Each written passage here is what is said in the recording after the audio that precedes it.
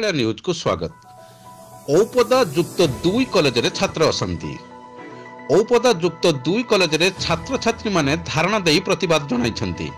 युक्त द्वितीय वर्षर रीएडमिशन फी एवं ड्यूज बाबद रे एससी एसटी बालिका मानक पई 1785 टंका और साधारण वर्ग पिला मानक पई 2020 टंका धार्य होइथिला बेले छात्र छात्री माने एते टंका देई पारिबे नाही बोली जणाइबा परे ड्यूज छाड़ करिया पई अध्यक्ष को एक दाबी पत्र देइथिले।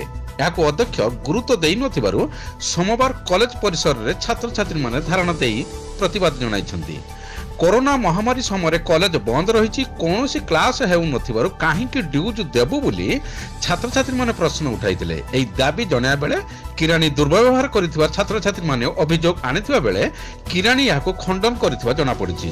तबे अध्यक्ष नित्यानंद दास पिलामानक दाबी को गुरुत्व देबा परिवर्ते कॉलेज आसु नथिबा देखिबाकू मिलिछि। औपदा थाना अधिकारी बीके राउत राय कॉलेज रे पहुंची छात्र छात्री को बुझासुझा करिया परे छात्र छात्री धारणारू उठिथिले। औपदारू प्रदीप जेना चंदन बारिंग रिपोर्ट रूपाथालिया न्यूज।